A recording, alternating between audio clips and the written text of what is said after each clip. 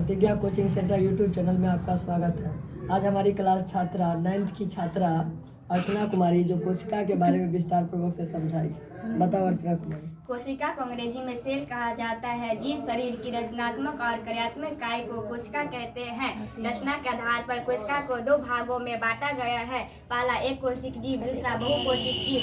एक कोशिक जीव वैसा जीवधारी जिनका शरीर एकमात्र कोशिका स्वयं से एक संपूर्ण जीव होती है तथा सभी जैविक क्रियाएं, पोषण, शोषण आदि उसी एक कोशिका द्वारा संपादित की जाती है, उसे एक कोशिक जीव कहते हैं। जैसे अमीबा, पैरामीशियम, यूग्लिन इत्यादि। बहुकोशिक जीव वैसा जीवधारी जिनका शरीर एक कोशिक जीवों से ही विकसित हुए हैं, उसे बहुकोशिक जीव कहते हैं। जैसे कवक, पादप, विकसित जंतु इत्यादि।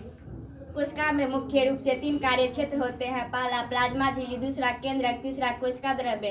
प्लाज्मा झिल्ली प्रत्येक कोशिका की संपूर्ण आंतरिक रचना लिपिड एवं प्रोटीन के अणुओं से बनी एक जीवित झिल्ली से घिरी होती है, जिसे प्लाज्मा झिल्ली कहते हैं। केंद्रक कोशिका द्रव्य के बीच एक बड़ी गोल तथा गाढ़ी संरचना पाई जाती है, जिसे केंद्रक कहते हैं। यह सभी जीवित कोशिकाओं में पाया जाता है। इसके चारों ओर दोहरे परत की झिल्ली होती है, जिसे केंद्रक झिल्ली कहते हैं। इस पर अनेक छिद्र होता है, जिनसे होकर पदार्थों का आदान प्रदान होता है।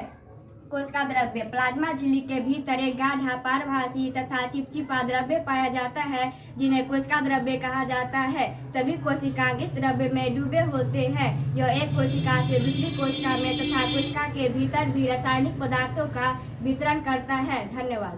अगर आपको वीडियो पसंद आए तो लाइक, सब्सक्राइब और कमेंट करें। धन्यवाद।